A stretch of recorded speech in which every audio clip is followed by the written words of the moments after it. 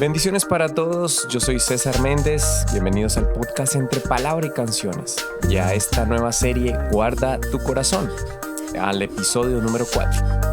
Hoy un tema espinoso, difícil de hablar con los padres, difícil de hablar y enseñar con principios a nuestros hijos, pero si no lo hacemos nosotros, el sistema va de frente con mentiras y sin tapujos.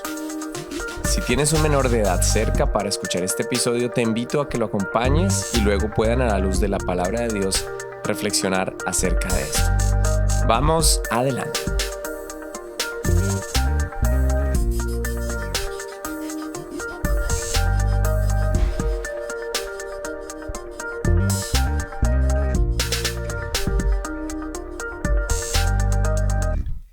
Situación cotidiana y recurrente.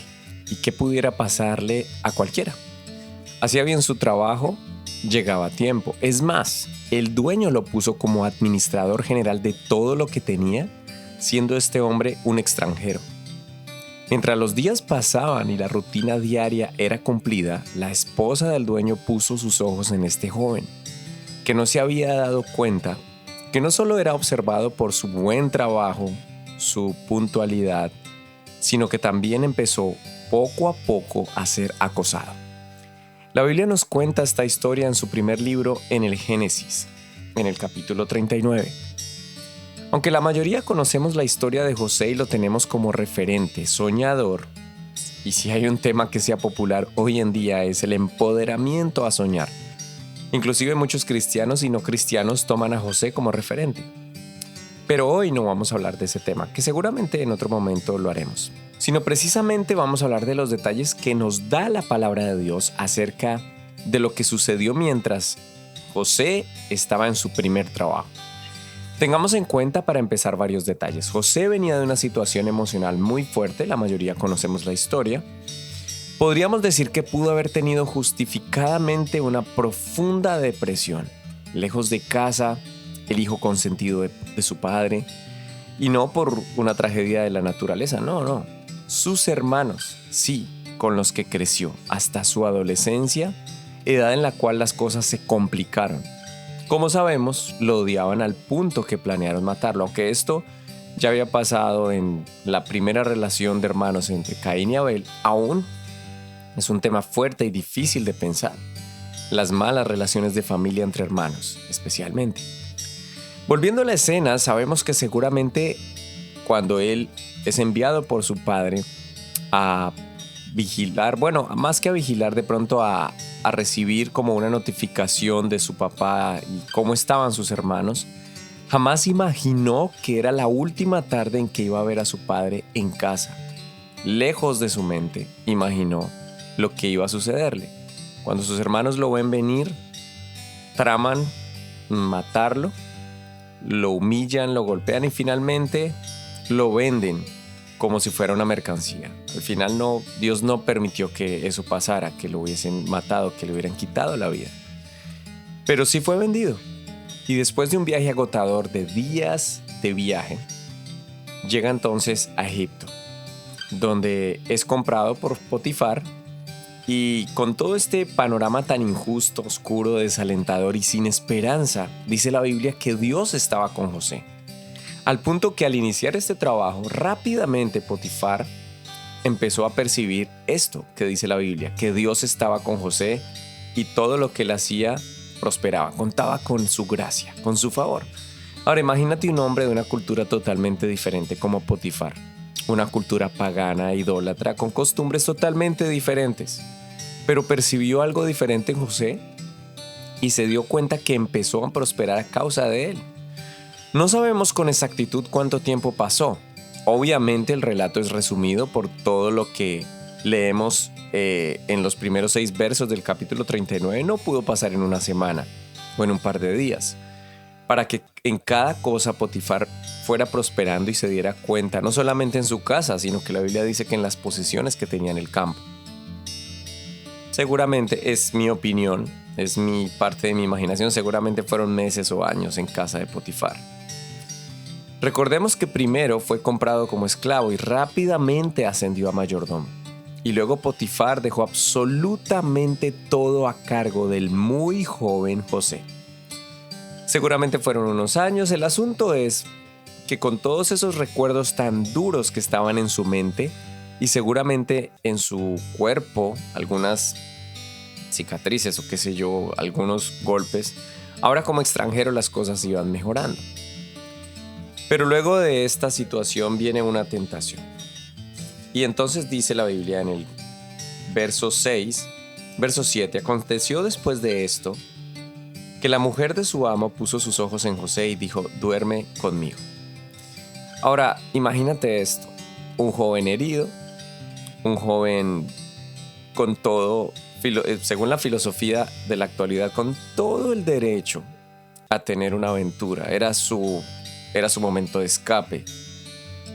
Necesitaba sentirse amado, había sido rechazado, vendido, en fin. El asunto es que la esposa de Potifar, dice la Biblia, que puso sus ojos en José y fue directo, sin tapujos. Le reveló lo que había en su corazón.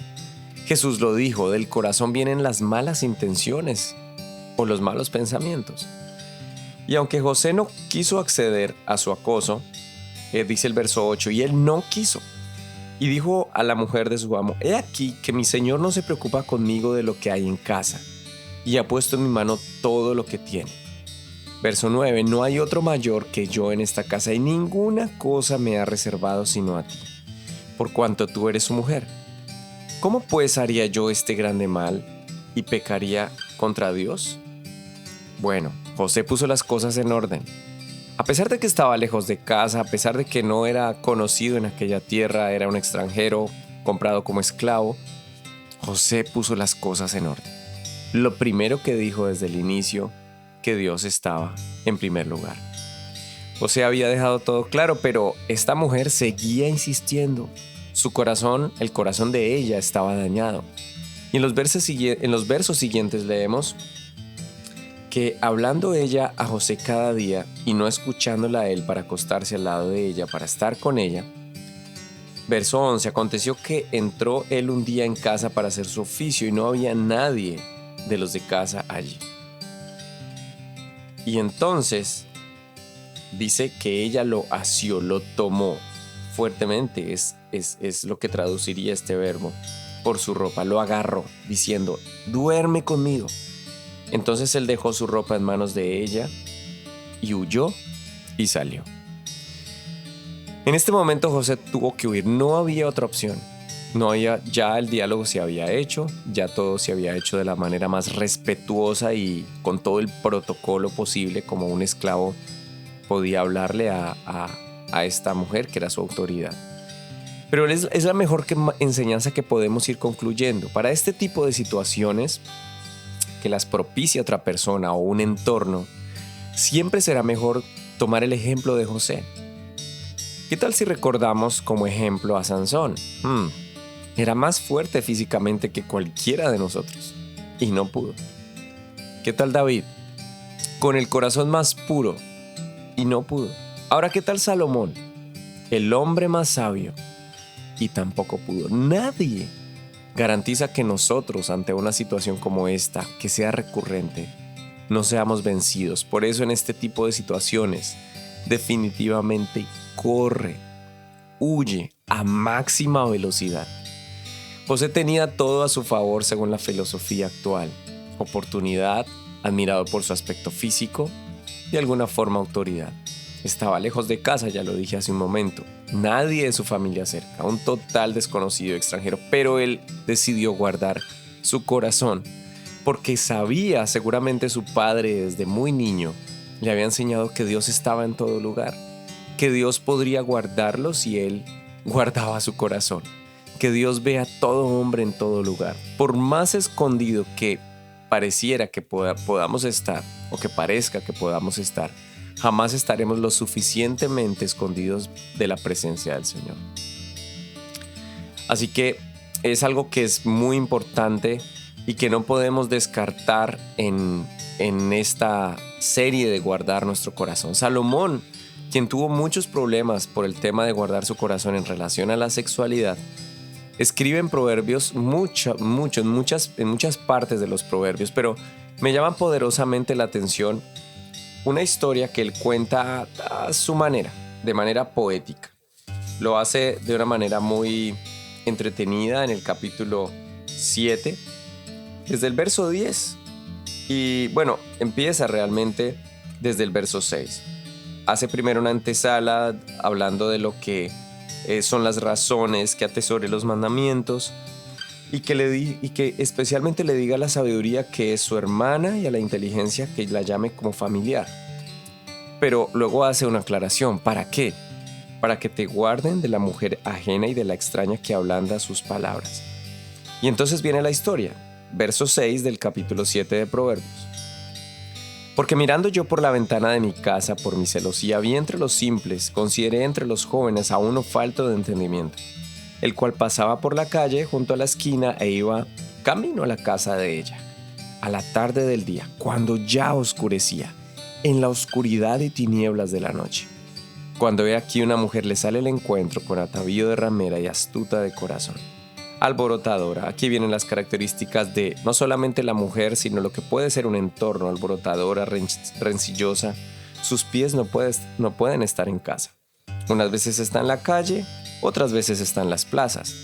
Acecha por todas las esquinas y vuelve y pasa lo mismo que le pasó a José. Se asió de él, le agarró su ropa.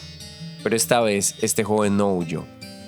Trató de mantenerse, de ser muy valiente, pero ella le besó y con semblante descarado le dijo: sacrificios de paz había prometido y he pagado mis votos.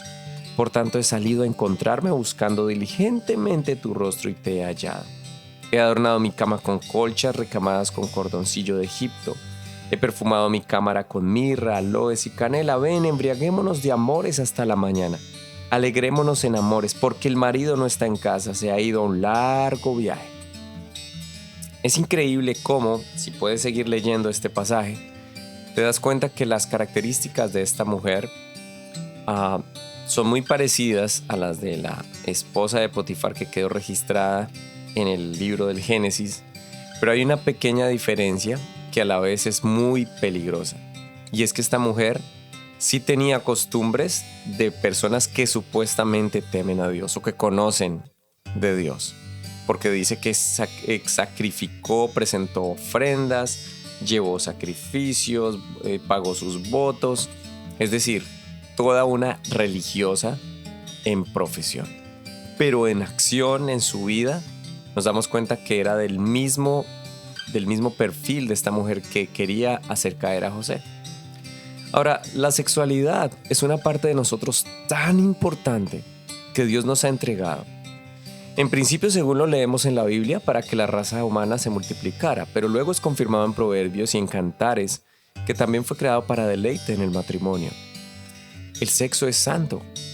Además de ese primer propósito que Dios le dio al hombre, le dio la posibilidad de que también disfrutara de ello en el matrimonio.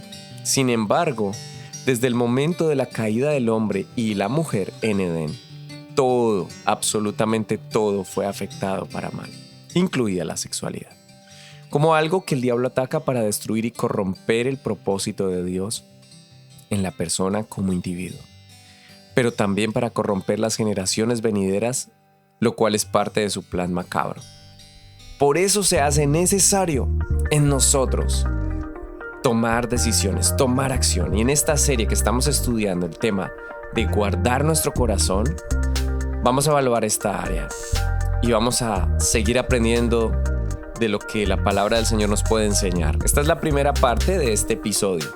Te animo a que todos los días nos mantengamos firmes y en el momento que haya que huir, huyamos y sigamos siendo fieles al Señor y a su palabra. Bendiciones, yo soy César Méndez. No lo olviden, este es el podcast Entre Palabra y Canciones de la serie Guarda tu Corazón.